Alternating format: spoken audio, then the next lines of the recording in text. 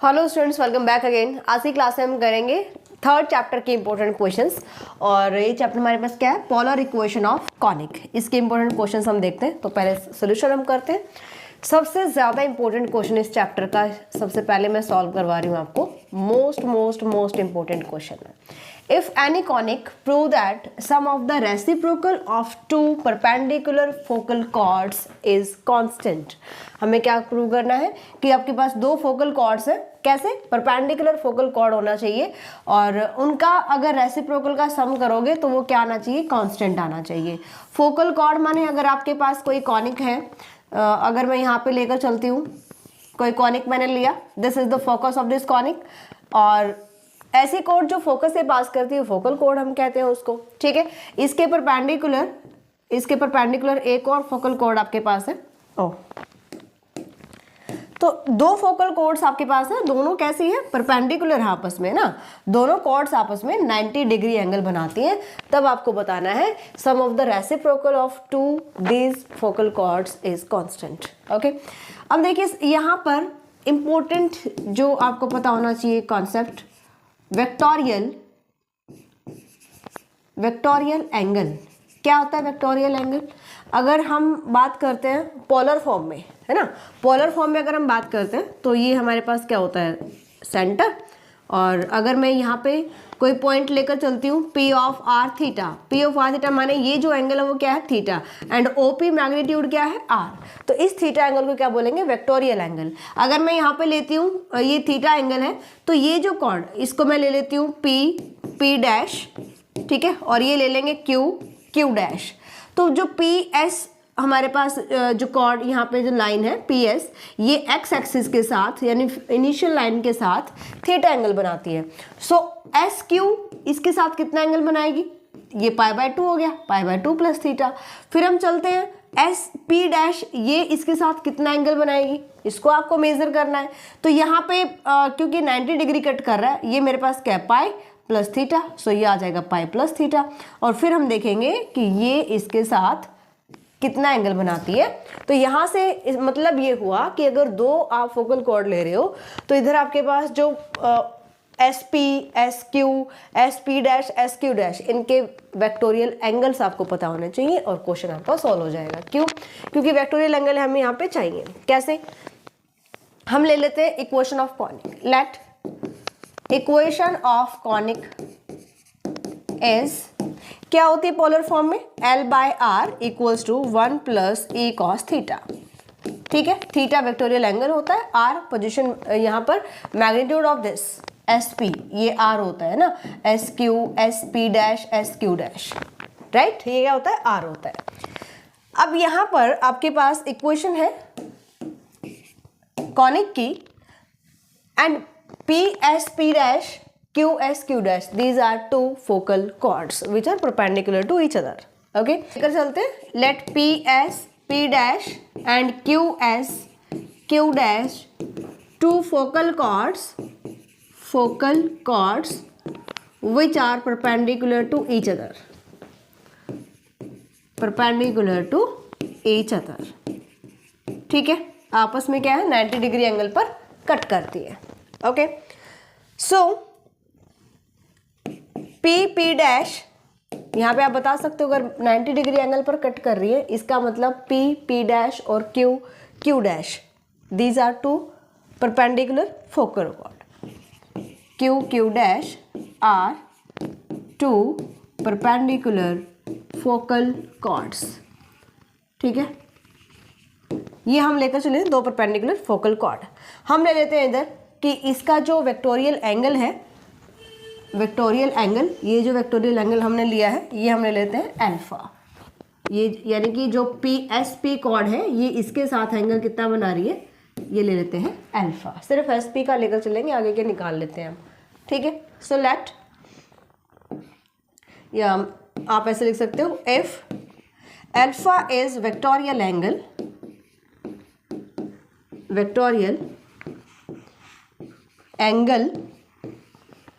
Of point P point के लिए हम लेकर चले ऑफ पॉइंट P कि SP इनिशियल लाइन के साथ कितना एंगल बना रहा है? अल्फा। ठीक है, then vectorial angle of P dash is pi plus alpha. लिख सकते हैं पाई प्लस अल्फा कैसे हुआ, अभी हमने बताया आपको कि भाई अगर ये अल्फा एंगल है जो S P chord initial line के साथ बना रहा है ना। अगर मैं यहाँ पे देखूंगी कि S P dash this line makes angle with the x axis is pi plus alpha. ठीक है, तो ये आ जाएगा पाई प्लस अल्फा किसका, पी डैश का vectorial angle, P dash point का वेक्टोरियल एंगल। ओके, ऐसे ही हम निकाल सकते हैं क्यू और क्यू डैश पॉइंट के वेक्टोरियल एंगल। ऑल्सो वेक्टोरियल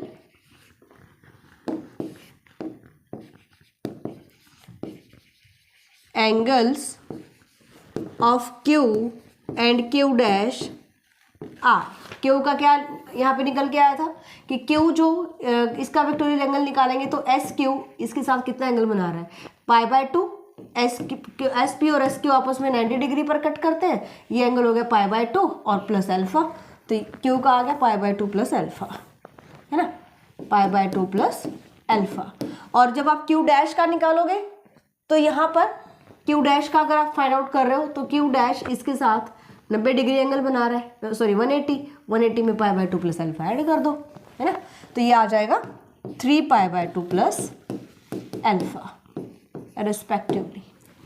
समझ में आ गया, तो ये चीज़ें क्लियर होनी चाहिए, आगे इसमें इतना कुछ भी ज़्यादा मुश्किल नहीं है। यहाँ पर हम क्या बताएंगे, एज एस पी अल्फा, अगर जैसे अभी मैंने स्टार्टिंग में आपको बताया कोई भी हम यहाँ पे पॉइंट लेकर चल रहे हैं, P point in the polar form, r theta हम लेकर चलते हैं ना कोऑर्डिनेट, ये एंगल थीटा होता है और ये जो ओपी डिस्टेंस होता है ये आर डिस्टेंस होता है।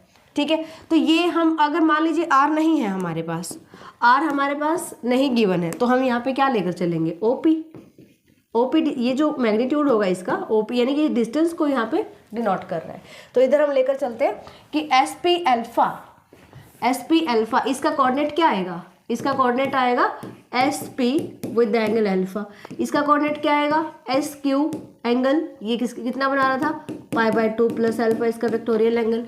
पी डैश का निकालिएगा तो एस पी डैश, और ये एंगल कितना बना रहा था भाई एस पी डैश, पाई प्लस अल्फा, है ना, और ये क्या आ जाएगा एस क्यू डैश, यहाँ से आ जाएगा 3 पाई बाय 2 प्लस अल्फा। तो इस टाइप से चारों के हमें कोऑर्डिनेट बताने हैं। ठीक है, सो S P alpha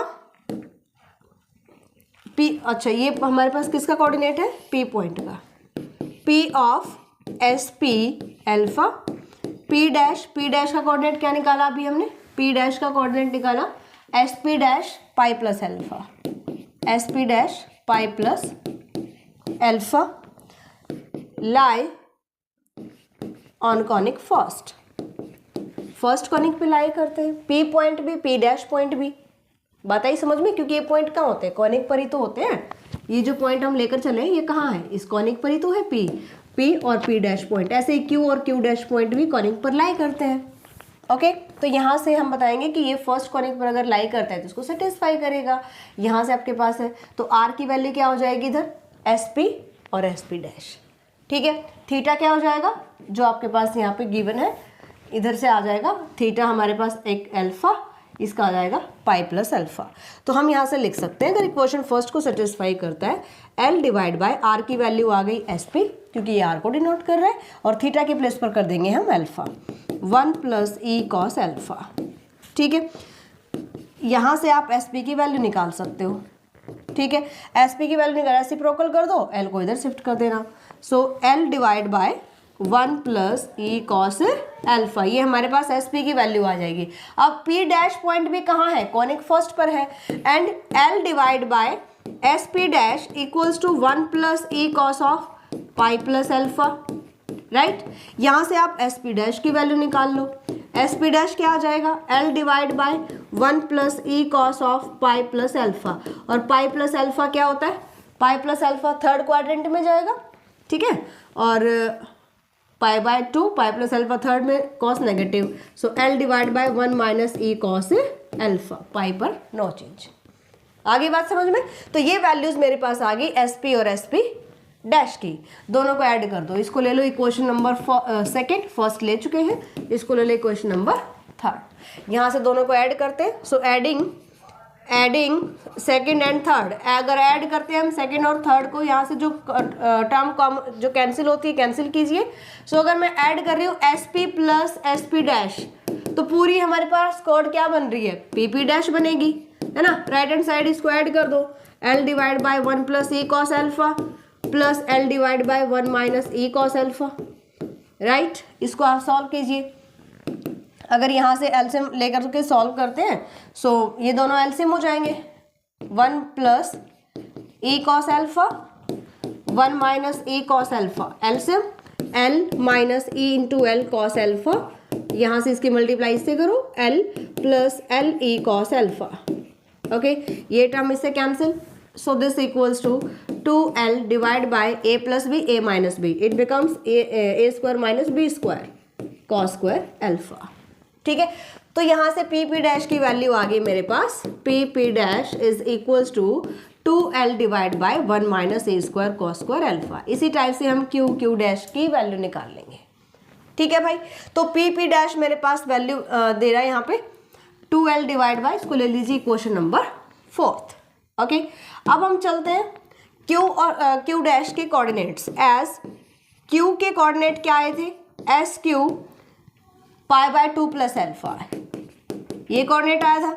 and Q dash के कोऑर्डिनेट क्या आए थे भाई, S Q dash 3 pi by 2 plus alpha, ठीक है। ये पॉइंट कहाँ लाई कर रहे हैं, lie on conic first conic पर लाई कर रहे हैं, फर्स्ट कॉनिक पर लाई कर रहे हैं, तो ये आर की वैल्यू, ये थीटा की वैल्यू पुट कर दो। So therefore L by S Q equals to 1 plus E cos theta, theta के प्लेस पर क्या लिखिएगा, पाई बाय 2 प्लस अल्फा, ठीक है। इसको क्या लिखोगे, 1 plus E pi by 2 plus alpha, second quadrant, तो सेकेंड क्वाड्रेंट में हमारे पास क्या आ जाएगा, नेगेटिव, और कॉस किस में कन्वर्ट हो जाएगा, साइन में। सो 1 माइनस ई साइन अल्फा, ठीक है भाई। तो यहाँ से आप एस क्यू की वैल्यू निकाल सकते हो, एस क्यू की वैल्यू क्या आ जाएगी, एल डिवाइड रेसिप्रोकल कर दो, so L divide by 1 minus E sine alpha. Equation number ले लीजिए, फिफ्थ ले लिया था क्या, फोर्थ तक आए थे, ये फिफ्थ हो गया। एंड एस क्यू डैश अगर सेटिस्फाई करेगा, so L divide by S Q dash equals to 1 plus E cos theta, theta क्या है यहाँ पे 3 pi by 2 plus alpha, 3 pi by 2 plus alpha, fourth quadrant, वहाँ पे कॉस पॉजिटिव, और 3 pi by 2 है तो चेंज हो जाएगा साइन में, साइन ऑफ अल्फा। अब यहाँ से वैल्यू निकाल लो एस क्यू डैश की, S Q dash equals to L divide by 1 minus 1 plus E sine alpha, equation number 6। यहाँ से दोनों को ऐड कर दो, so adding equation 5th and 6th we get S Q एक प्लस एस क्यू डैश, ये क्या बन रहा है, क्यू क्यू डैश, है ना। ऐड कीजिएगा, so L divide by 1 minus E sine alpha plus 1 L divide by 1 plus E sine alpha, यहाँ पे माइनस था यहाँ पे प्लस था, तो वही एलसीएम लेंगे, सॉल्व करेंगे, ये आ जाएगा 2l divide by 1 minus E square sine square alpha. Equation number ले लेंगे 7th, ठीक है, इक्वेशन ले लेंगे 7th। अब हमें क्या करना था, दोनों फोकल कोड्स हमें मिल जाते हैं, इनका करना है reciprocal. So now 1 by P P dash plus 1 by Q Q dash, दोनों का रेसिप्रोकल करके ऐड कर दो, ठीक है। दोनों को रेसिप्रोकल करोगे, पी पी डैश की वैल्यू क्या आई थी, P P dash here this one, so इसका रेसिप्रोकल करो, 1 minus E square cos square alpha, 1 minus E square cos square alpha divide by 2l, इसको ऐड करोगे आप इसके रेसिप्रोकल से, 1 minus E square sine square alpha divide by 2l हो गया LCM, इसको आप ऐड करोगे, सो 1 माइनस ई स्क्वायर कॉमन ले लो, 1 प्लस 1 2 हो जाएगा, यहाँ से cos square alpha plus sine square alpha, ठीक है। और एलसीएम क्या चल रहा है 2l. So it becomes 2 minus e square. This is 1 divided by 2l and this is your constant value. क्या ये constant value. यही हमें प्रूव करना था कि अगर फोकल कॉर्ड्स परपेंडिकुलरली कट करते हैं तो उनके रेसिप्रोकल्स का सम क्या आएगा, कांस्टेंट वैल्यू आएगी. क्लियर भाई. नेक्स्ट एंड सेकंड देखते हैं. Prove that 2 points on the conic, ये कॉनिक आपको गिवन है, whose vectorial angles are alpha beta will be extremities of a diameter if this condition exists.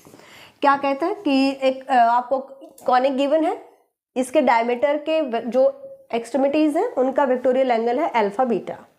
तो अल्फा बीटा उस extremities के vectorial angle होंगे, उस डायमीटर के एक्सट्रीमिटीज के वेक्टोरियल एंगल है अगर ये कंडीशन एग्जिस्ट करती है तो.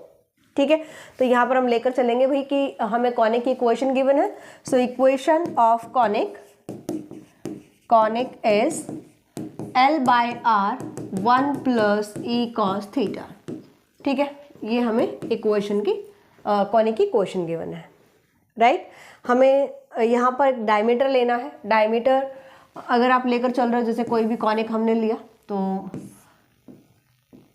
जो इसके डायमीटर अगर मैं लेती हूँ तो एक आपके पास ये हो गया एक्सट्रीमिटीज, एक ये एक्सट्रीमिटीज हो गया. ठीक है, P और Q ले लेते हैं. तो यहाँ पर हम लेकर चलते हैं कि भाई P और Q, let P and Q be the extremities, end point हम ले लेते हैं of diameter of conic whose vectorial angles are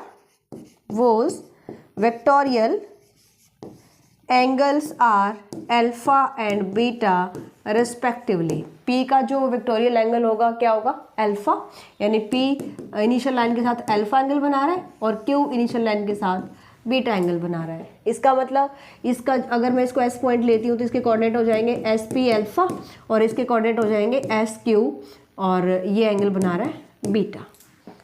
ठीक है, चलो सेम फिर वही कि भाई ये कॉनिक पर लाई करते हैं. अच्छा, इसके अलावा हमें यहाँ पे क्या दिखाना है भाई. ठीक है, इसको प्रूव करने के लिए ना, इस कंडीशन को प्रूव करने के लिए हम एक कॉन्सेप्ट की हेल्प लेंगे. क्या कि भाई अगर आपके पास ये डायमीटर के एक्सट्रीमिटीज हैं, एंड पॉइंट है डायमीटर के, तो अगर मैं यहाँ पे टेंजेंट ड्रॉ करूंगी और यहाँ पर टेंजेंट ड्रॉ करूंगी तो ये दोनों टेंजेंट T1 और T2 दोनों टेंजेंट पैरेलल होंगे बिल्कुल, क्योंकि डायमीटर के एंड पॉइंट है. तो डायमीटर पर अगर आप यहाँ पे टेंजेंट ड्रॉ कर रहे हो, यहाँ पे टेंजेंट ड्रॉ कर रहे हो तो टेंजेंट पैरेलल होंगे और ये कंडीशन अप्लाई करके हम इसको प्रूव करने वाले हैं. ठीक है, चलिए. सो सबसे पहले हम यहाँ पे फाइंड आउट करते हैं equation of tangent at point P. Now equation of tangent at point P to conic first. ये हम बेसिक में कंप्लीट कर चुके हैं कि भाई हम जितना भी इस चैप्टर का भी बेसिक है ना, जितना बेसिक पढ़ोगे उतने ज़्यादा क्वेश्चंस आपको इजी लगेंगे. ये चीज़ ध्यान रखना है ना. और कंप्लीट बेसिक और क्वेश्चंस के लिए आप एप्लीकेशन पर कोर्स ज्वाइन कर सकते हो या चेकआउट कर सकते हो. और टेस्ट सभी स्टूडेंट्स के लिए फ्री है, तो कोई भी स्टूडेंट टेस्ट को अटेम्प्ट कर सकता है. सो इक्वेशन ऑफ टेंजेंट हम फाइंड आउट करते हैं एट पॉइंट P. क्या होता है भाई, L by r equals to E cos theta, जो आपकी इक्वेशन है ना, L by r E cos theta. फिर हमारे पास वेक्टोरियल एंगल कितना है P पॉइंट का, alpha. So cos of theta minus alpha. ये इक्वेशन आपको याद रखनी पड़ेगी. ठीक है, आई कैसे है ये बेसिक में हम कर चुके हैं. तो ये हमारे पास इक्वेशन है एट पॉइंट P. इसको थोड़ा सॉल्व कर लो, यानी कि अगर मैं क्रॉस मल्टीप्लाई कर लेती हूँ, so E into r cos theta plus r cos of theta minus alpha. और क्या सॉल्व कर सकते हैं हम, E into r cos theta. यहाँ पर आप सॉल्व कर सकते हो cos of theta A minus B का फॉर्मूला अप्लाई कर दो, cos theta cos alpha plus sine theta sine alpha. ठीक है, ये हम फॉर्मूला अप्लाई कर लेते हैं. यहाँ से कॉस थीटा के कोऑर्डिनेट्स को इकट्ठा कर लीजिए. E into r cos theta इसके पास है प्लस आर कॉस अल्फा. ठीक है, कॉस थीटा हमने कॉमन ले लिया और इसको इससे मल्टीप्लाई कर दो, plus r sine alpha into sine theta. तो ये साइन थीटा और कॉस थीटा की टर्म्स आ जाएंगी। किसकी वैल्यू चल रही है? आर के इक्वल चल रहा है। ऑलराइट, अब यहाँ से अच्छा आर यहाँ से कॉमन आ सकता है, ठीक है, इस आर को भी कॉमन ले लीजिए। क्यों कॉमन लेंगे अभी बताते हैं। यहाँ पर हम पुट कर लेंगे, पुट कार्टेशियन फॉर्म में इसको कन्वर्ट कर लो। क्या होता है?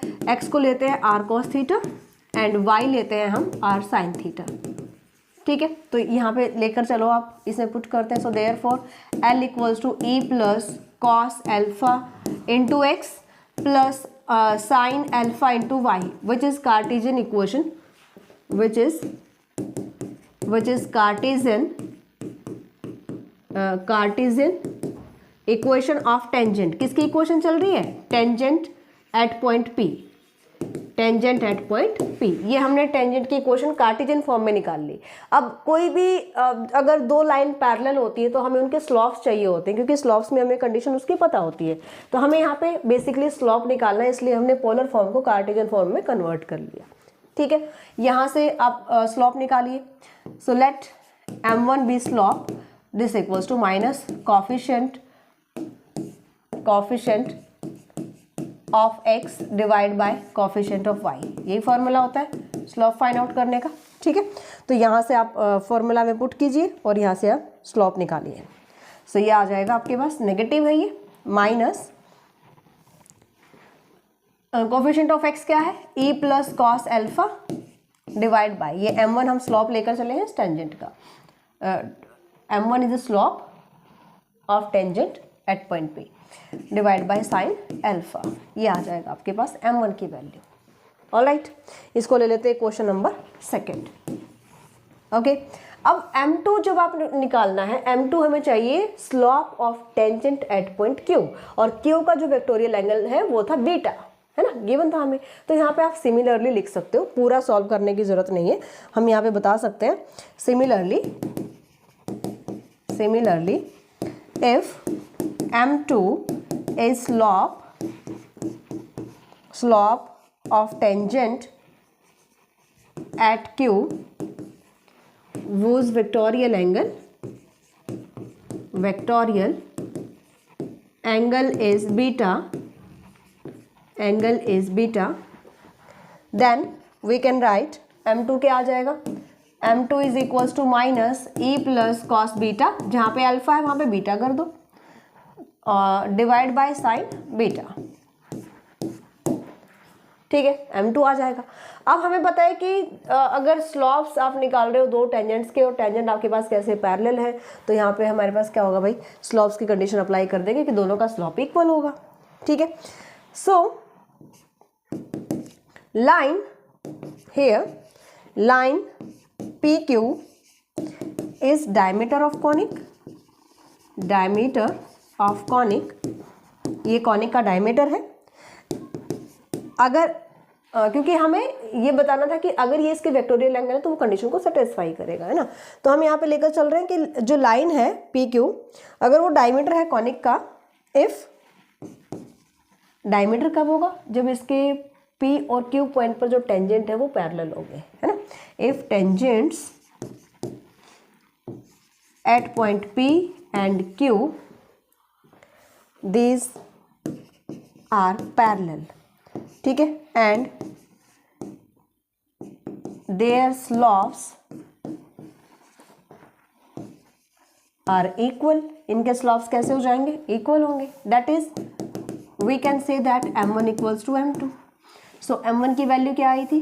m1 हमारे पास है minus e plus cos alpha divide by sine alpha, ठीक है। और m2 की value e plus cos beta divide by sine beta. Minus से माइनस कैंसिल, ठीक है। जो कंडीशन हमें प्रूव करनी थी इसको थोड़ा सा हमें सॉल्व करना पड़ेगा, ठीक है। सॉल्व कैसे करना पड़ेगा? क्या कर सकते हो? क्रॉस मल्टीप्लाई किया, e sine beta plus cos alpha sine beta equals to e sine alpha plus sine alpha cos beta. Cross multiply किया हमने। आगे हम क्या कर सकते हैं भाई? टर्म्स को आप कंबाइन कर लीजिए, माने इस टर्म को इधर शिफ्ट कर लो, इसको उधर शिफ्ट कर लो। e साइन अल्फा की तरफ ले जाओ, चलो हम ले लेते हैं अल्फा को पॉजिटिव, ई sine alpha minus E sine beta, इसको उधर शिफ्ट कर दिया हमने और इसको हम इधर शिफ्ट कर लेंगे, cos alpha into sign beta minus sine alpha into cos beta. ठीक है, cos A sign A cos B, sign A minus B का formula, sine A cos B cos A sine B, right.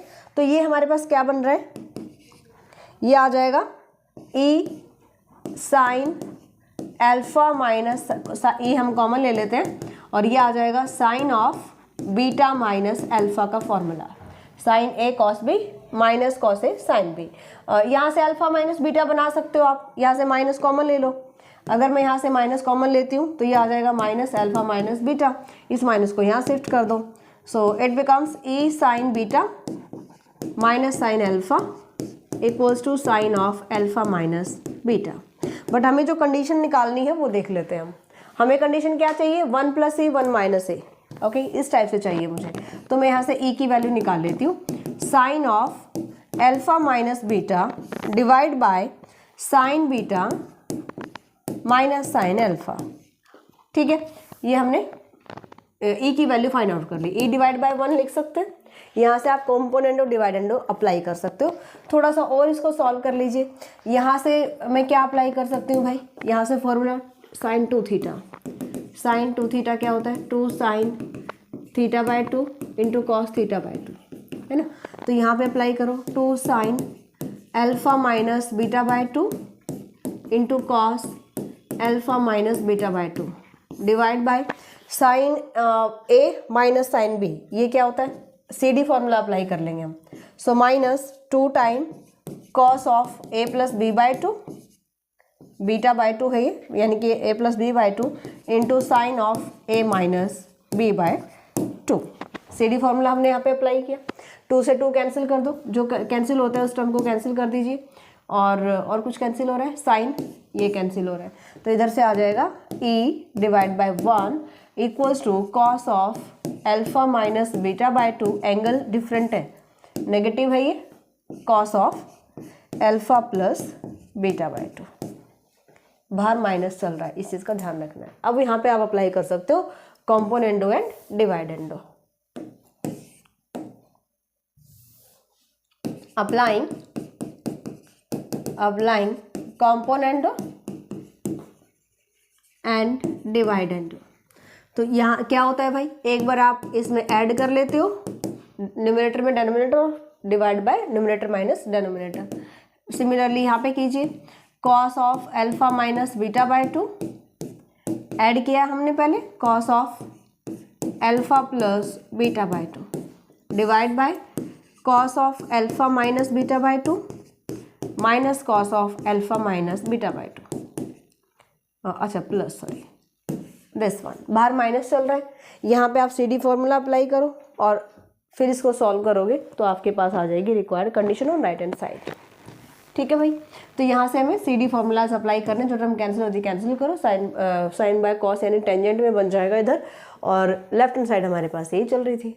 ठीक है, तो इस type से आपको इसको सॉल्व करना है। मोस्ट इंपॉर्टेंट क्वेश्चन है, काफ़ी बार एग्जाम में पूछा जा चुका है। कुछ आगे के क्वेश्चंस देखते हैं जो आपको ट्राई करने इंपॉर्टेंट रहेंगे इस चैप्टर के लिए। नेक्स्ट क्वेश्चन देखते हैं, कुछ ऐसे क्वेश्चन जो आपको डेफिनेटली ट्राई करने हैं एग्जाम प्रिपरेशन के लिए। सो स्क्रीनशॉट यहाँ से ले लीजिए, question number 3rd and 4th, ये आपके एक्सरसाइज क्वेश्चन भी हो सकते हैं, आपके आर्टिकल्स भी हो सकते हैं, थ्योरम्स हो सकती हैं, है ना।